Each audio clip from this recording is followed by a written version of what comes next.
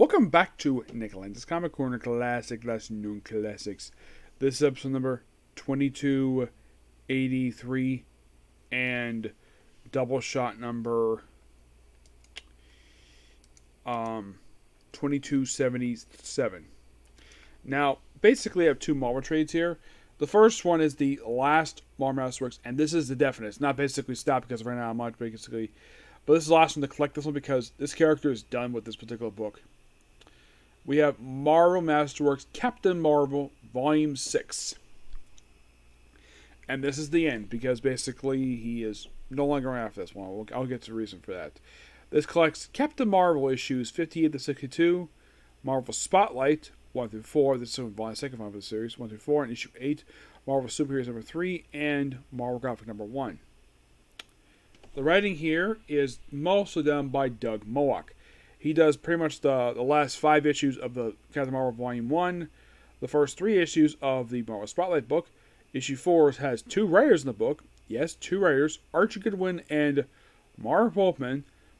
Issue 8 is by Mike Burr and Dick Riley. Peter B. Giles does the Marvel Superheroes issue. Jim Stalin does Marvel Graphic number 1.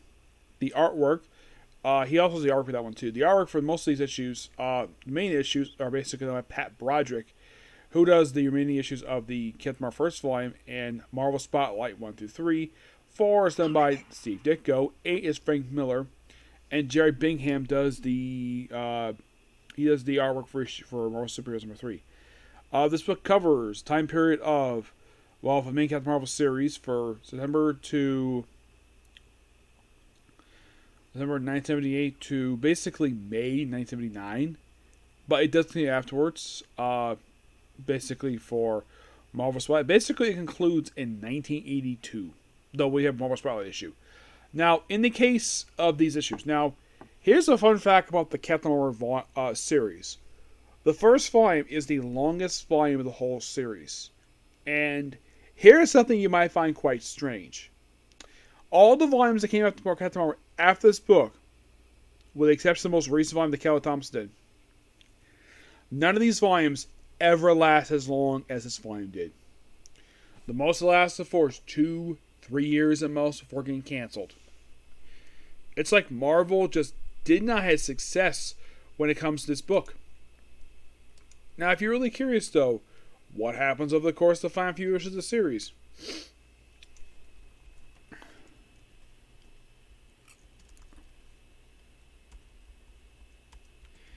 Yeah, and it's also the only book to ever reach 62 issues. Yeah, I would have thought basically that the most recent volume that I just read, I thought that might do that, but no, it didn't. So basically, in the case of 58, we have Captain Marvel dealing with Drax Destroyer, while doing a computer named Isaac, who was from a page of Iron Man. Yes, for some reason, after this, he was a recurring character in Captain Marvel for a brief period of time. Until, he was there from 58, 59, 61. The first series of Marvel Spotlight, and even Marvel Graphic number 1, which I'll get to that. And there's also Thanos Trolls, the children of Thanos. Yeah, basically it's a cameo. So it's more like basic continuation of Iron Man 55. And then basically, we deal with Drax, team with this book in episodes 59 and 60. We have the apparent death of Lord Gia. Though he comes back in Marvel Spotlight. You have Dinosaurus, which is basically one of very few appearances this guy makes. Because after this, he appears in Marvel Spotlight, and that was it. Yeah, Doug is basically with some sci-fi stuff, but some of the other stuff basically just wasn't really interesting.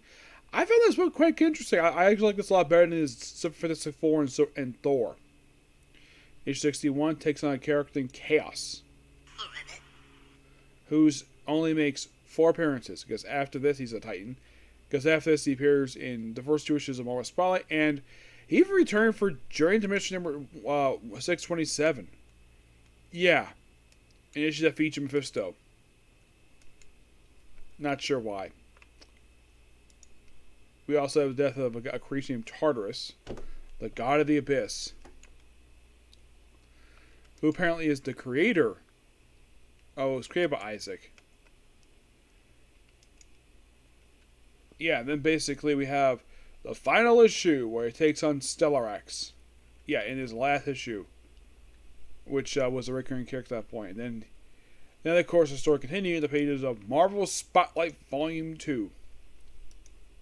If you're really curious though about the first volume for the series, here are your starring characters. Some of these books I have talked before. The opening issue featured Red Wolf, who got a short-lived book afterwards. And then 2 through 4 is Red by Night. And then we have Ghost Rider for issues 5 through 11. Then we have Son of Satan, who does issues 12 to 24, which I think he had the longest run in the book. And then you had, for 25-33, this is the weird era. We had 25 being Sinbad, 26 being Scarecrow. This, of course, is Marvel Scarecrow, one of a couple of them. 27 was Submariner. 2020, I discussed those already in the Epic Collection for Moon Knight. 30 focused on Warriors 3. 31 discussed this one already, thanks to the Nick Fury Marvel Masterworks book. And Marvel 32, I discussed that already. With it's basically the debut of Spider-Woman. And the final issue of the book is the debut of, has appearance on with Deathlock. You're thinking, really? Yes, really. But in the case that's very fun. This is, of course, comes really weird with this book. Where, like, the first 3 issues, first 4 issues focus on Captain Marvel. Then he leaves, come back for issue 8, and then the rest of the books are focused on other characters. 5 focused on Dragon Lord. 6 and 7 focused on Star-Lord. I think I discussed those in the Star-Lord. There's a book I have, basically collects Star-Lord books. 9 through 11, which are the main issues of this book, that basically was focused on Captain Universe. Which one, you might ask? I think it was the original one.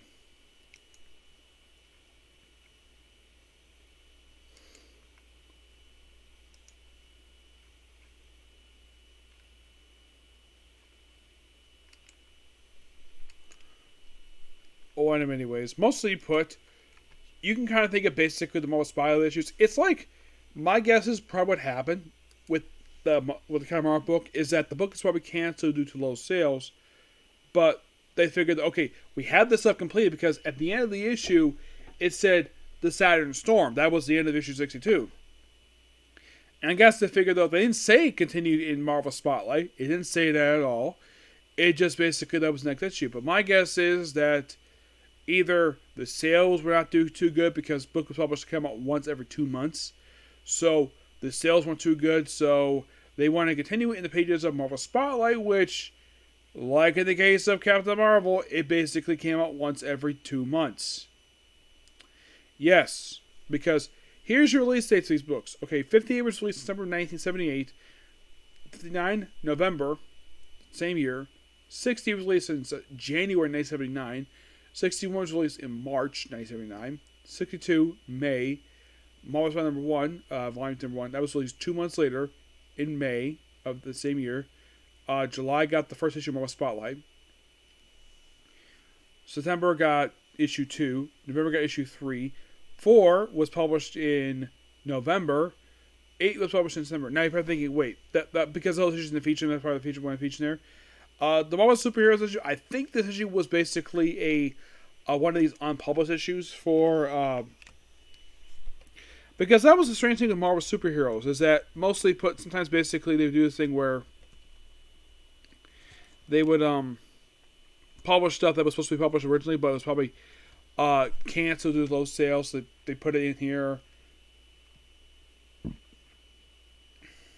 Excuse me, yeah, that's probably what happened.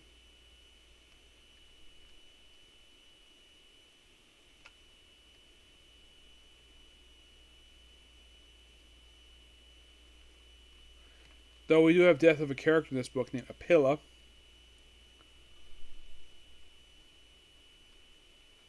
There's also a thing toward the end of the Captain Marvel book where he falls in love with the princess. Yep. Though she was a character from the pages of Doctor Strange who just happened to die in an issue of Captain Marvel.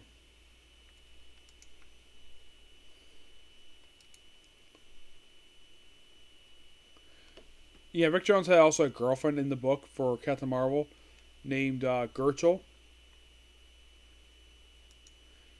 Uh, she disappeared after issue 3 of Marvel Spotlight. Yeah.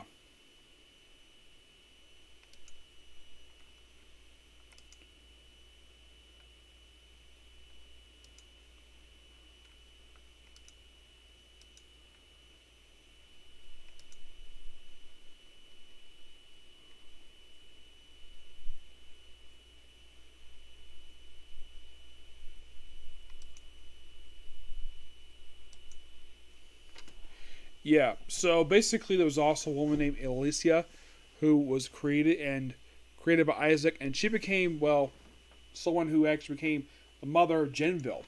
Yep. Yeah, the mother of Genville, the son of Captain Marvel. Yep. And keep this guy debuted in Annual for Silver Surfer. Yeah. And for some reason, Marvel likes it where they like to be constantly connected to each other. As a matter of fact, there's actually a series where you have, I think it's the Silver Surfer Legacy book, where I think it's Silver Surfer Rebirth, where Ron Mars does it, and he's kind of featured in there with Adam Warlock. Yeah, not sure why, but that's basically what they do with the character.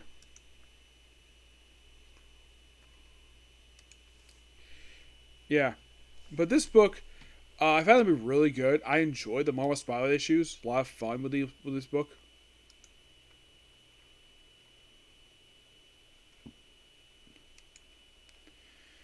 But then, of course, comes Marvel Comics number 1, which I've kind of discussed about here. This is the death of the original Captain Marvel. His first of 3 deaths in comics. He was briefly left for Chaos War. Died in issue number 2. He was brought back Chaos War Avengers. Brought back in issue 1. Died in the very next issue. And then he was brought back once again. About 2 years later. Was it 2?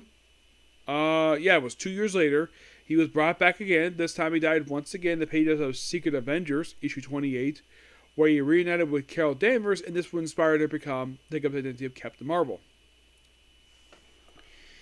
This book is really good. I do recommend it to people fans of Captain Marvel. If you're really curious about the male version of the character, check this book out. And this is the last of Captain Marvel Masterworks, because as far as I can tell for Captain Marvel, there isn't many trades left to go for him. Excuse me. Yeah, aside from these Marvel Masterworks, there isn't like a lot to it, because basically with this, I've covered everything related to the original character. Yep, everything featured Marvel. Yeah, it's all done. Yep, there is literally like nothing left to discuss when it comes to the character, mostly anyways. Well, there is a Marvel fanfare issue.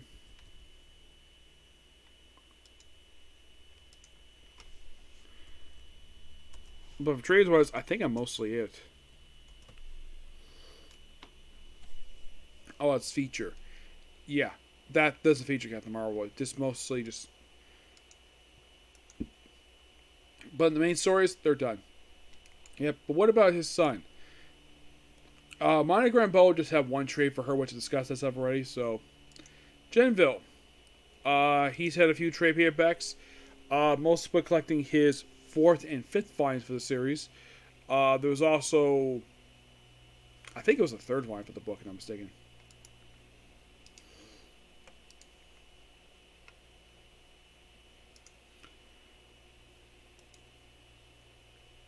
The 2nd volume was the two one shots. 3 was Genville. This book has not been collected. Yeah, I do not know why. It just basically just was canceled after only about 6 issues, and it was never collected in trade. But his 4th volume, yeah, this has been collected in 6 issues. Yeah, just the opening 6 issues. They haven't collected anything else. I have heard basically the reason this book was had to be relaunched was because of apparently the book wasn't selling too well, and apparently was the between Peter David and Bill Jemas. And then the relaunch book, which Peter David did, that has been fully collected. Yep, that volume is fully collected.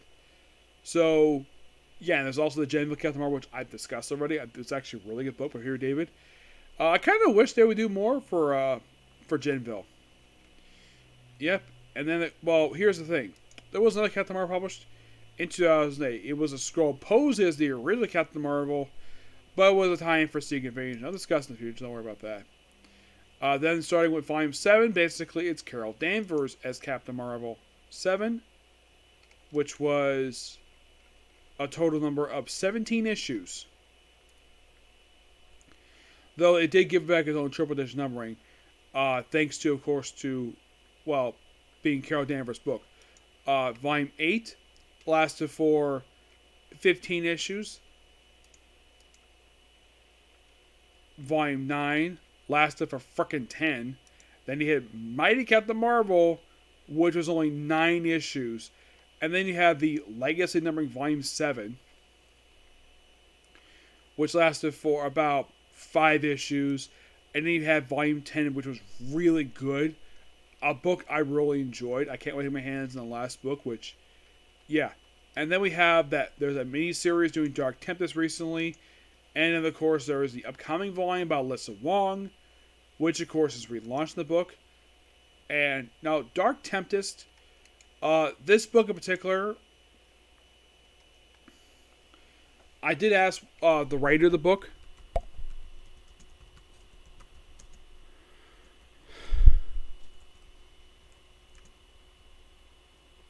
About one of the issues for the book.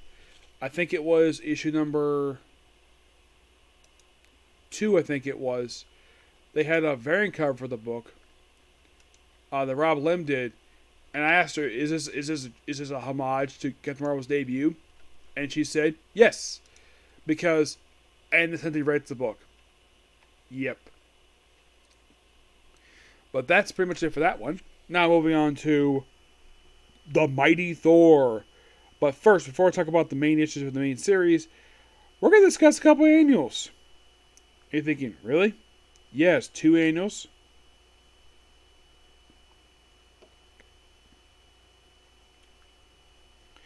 Now, these 2 annuals came out during Walt Simonson's run for the book. Yep. That I don't think was collected. Nope. We're going to discuss these 2 annuals 12 and 13, along with stuff related that was collected in the next Epic Collection for Thor, which is basically Volume 16, which collected issues 383 to 400 of the book. Yep. Now, 13, like I mentioned, is not collected just yet because for some reason the Epic Collections have not collected the Walt Simonson for some reason. I'm not sure why, but they haven't. I feel like I basically have covered this thing already. I couldn't find it. This is written by Alan Zecca, who actually was the writer who preceded Walt Simonson on the book, so he wrote this annual. It's a Tales of Asgard issue. Mostly put just a fun action-packed story that does feature Thor himself, no. But it is Thor Annual. My guess, because it's Thor, it's basically in the past. Then we have a story for the humans from Imperial Giles. Yep, they have Becca featured in this book. And that's it for that annual. And annual number 12. Now, here's the thing. Thor has something in common with the Hulk.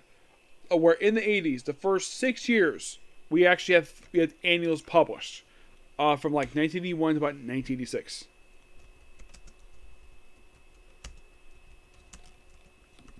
Yeah.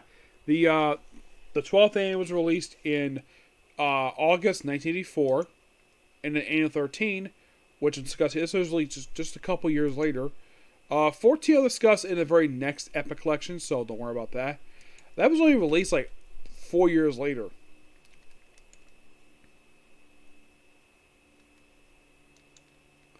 Yeah, this mostly features Mephisto and Yolk the Troll. And once again, Alan Zenick does the writing for this one. John Bush on the artwork. And Walt Simon does the cover, but does not do the story itself. Nope. But this story is like another one. It's really good. I thoroughly enjoyed it.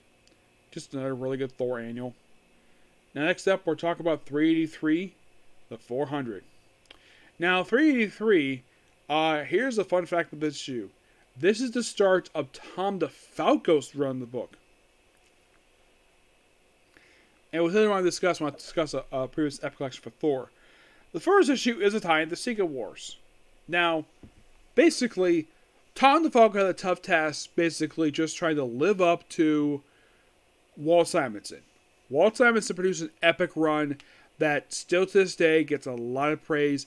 And one person mistaken believe that Walt Simonson, it wasn't me, it was somebody else that said this, where he said he wrote all the issues for Thor that came out in the 1980s. That actually proved not to be the case. He was the one that was not as long as people thought it was.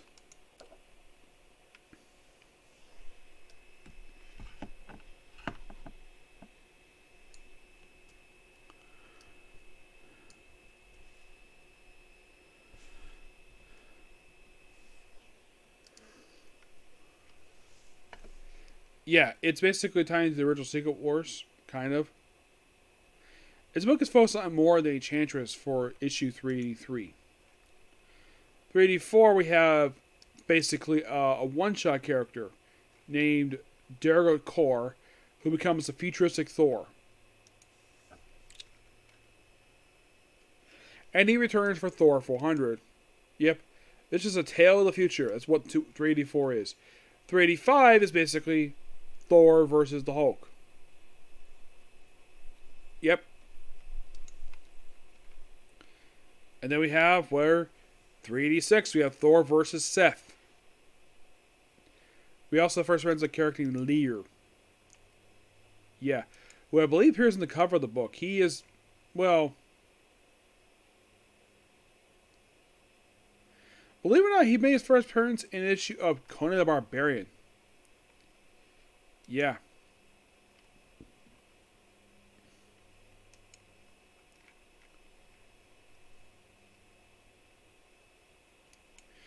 Yeah, he was summoned to Battle of Thor in 386. 387. Oh boy, 387. Those of you familiar with Rick Remender's run for Uncanny Avengers. We have this three-part story with Thor and his alien planet. Yes, an alien planet by the name of Pangoria. Yes, his name is Alien World.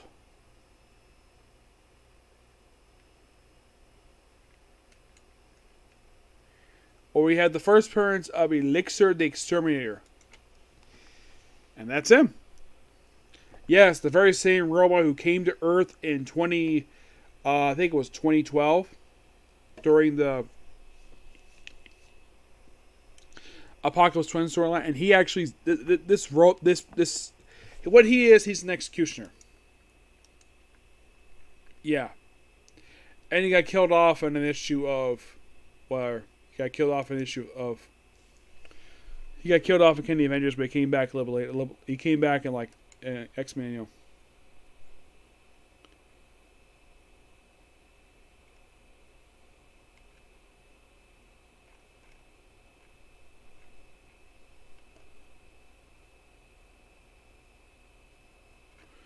Yeah, and here's the thing. Thor beats this guy, but basically launches a bunch of holes in him. After this three-parter, he shows up again in Thor Annual 14, which we'll discuss later. He even returned for Fantastic Four 400. Return for Kenny Avengers. We'll only show up this guy's debut because I almost kind of forgot he'd show up here. And there he is, standing on the planet. Does this thing with the thumbs down thing, which means he's going to step on the frickin' planet to basically remake it. And this is story only lasts for 3 issues. Yep, and then pretty much right after this arc wraps up, then basically we have Thor assembling the Avengers, which I love the fact this cover is sort of a small nod to Avengers number 4. But that's actually Steve Rogers as the captain. Yep, in 390. Yep, basically Thor brings about the Avengers for a guest appearance here to take on Seth. Yep. And then basically in 391 he takes a guy called Mongoose. Mongoose was a character from Amazing Spider-Man Tom DeFalco created that for some reason he had to feature in this book for some reason. He's a weird character. He's here from 391, comes back at 402 to 406. and pops up again in 408, and then becomes a recurring villain for Thunderstrike. And yes, Spider makes a guest appearance this issue. Yep. We also have a character like Grand Vizir, who is an old Thor character. If you're really curious though, does he still appear? Kind of, yes. His most recent appearance, actually in the most recent one for Thor, during events of Banner of War. Yep, and then 392, he gets appearance by Daredevil, and the first appearance of the character known as Quicksand. Yep, this is basically her debut. And she's here for 2 issues, she's here for 392, 395, comes back for 4243, and then she becomes a recurring villain in the pages of Captain America, Pop Up with Spider-Man, then appears in Thunderstrike, books. Yeah, we also have the first appearance of Kevin Masterson, the son of Eric Masterson. Eric Masterson made his debut in the 391. Let me show this guy's debut, what the character looks like in his first appearance. Because basically, Tom DeFalco was setting up stuff. Basically, he would, come on.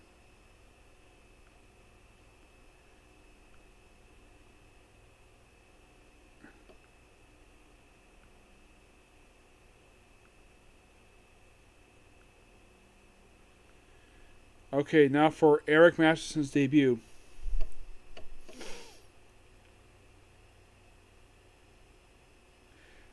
That's him. Basically, it's like he just randomly meets him on the street. Yep. And of course, Thor's using his alias he used for the Walt Simonson run, Stuttgart Jarson. Yep. Yeah, and Eric Masterson pretty much becomes like a recurring character in this book before he becomes Thor himself. Yep. Yeah, he's here. He skips a couple issues, but he's here mostly a lot of the time. And then, of course, basically, Daredevil still appears in the book. Toast takes on Quicksand. And then 394 takes on the Azorman, Loki, Scourge Execution, Mr. Hyde, and Cobra. Was wonderful art by Ron Fritz. 395, basically, he takes on Earth Force. Oh boy. One of the characters looks like basically Birdman from. I mean, look at these characters, like not Birdman. It reminds me of one of the Silverhawks. Yeah, the guy with the wings. Yeah, he reminds me of the Silverhawks. Earth Force, meanwhile, though, they were recurring characters in this very book. They appeared 9 times. Yep, they were here from 395 to pretty much 400. Popped up like 3 more times after that, and that's pretty much it. The members are Earthlord, this big bulky guy who had actual appearance in the X Team itself. And we have Skyhawk, which you look at him basically, yeah, he's a take on Silverhawks.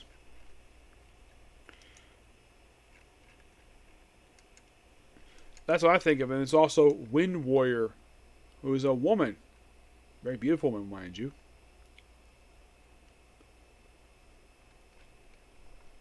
She, of course, basically after this Earth Force storyline, which wrapped up with 400, she popped up like 3 times afterwards. And that was it. Yeah, it's all about basically dealing with Seth. Yeah, Seth basically was like a recurring villain in this Thor book. Yeah, first appeared in 240. Yeah, it's like for Thor, he became a recurring villain with up until about 400. That's when he was regularly appearing in the book. You have Thor team with Black Knight in 396. In 397, basically, he goes war with Grog. Grog the Godslayer, who got killed off in the Thor Annual. Yep, he got killed off in the annual by Peter Mulligan. Yep, 398 is basically Thor and the Warriors 3D with a bunch of guest stars. Sif, more than Enchantress. It's basically I love the storyline. Odin lives. And Asgard dies. Love the cover here. It's done by Ron Fritz. And the awesomeness that is 400. Super size, 400 issue. You have Thor team with the Air Thors, and Grog supposedly gets killed off in this issue here. Yeah. Though he gets briefly revived later on, but yeah. Gotta love these issues. They're awesome. And there's also other stories in here. There is This Hammer, or the stories basically for Thor 400. Here's the stories. Least the Heavens Perish. That's first story. The second story is This Hammer, or if you know Uru, you know Utru. Who Should Be Worthy? The Heart of a Hero. When Volstagg was in flower. The Warrior's Clasp. Evil of Brung. Sif Warrior, a warrior woman of Asgard. Yeah, and also the Black Pyramid, which is set space operation, is destroyed in this issue. Yeah. I mean, I love the storyline. It's also basically a cover image of Sif. Very beautiful woman. Also, Beta Rebuild has been dropped from the book during this run. Yeah, I'm not sure exactly why. It's just that he's been dropped from the book.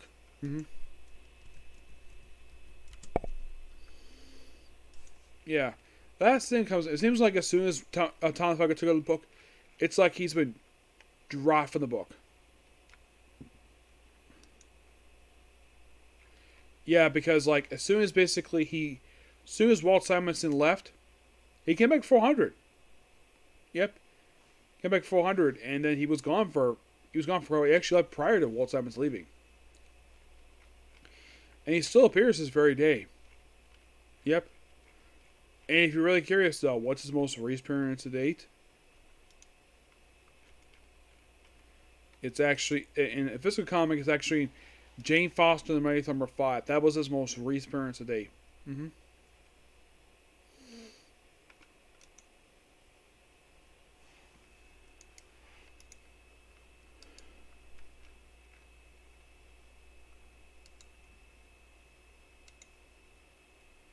Yeah, so this Epic Collection is awesome, and I'm going to give this book a 10 out of 10 because just pure awesome at its finest. Okay, so that's a particular view. Next up, one more Comic Corner, and it's on to One Piece. Okay, next view. Bye.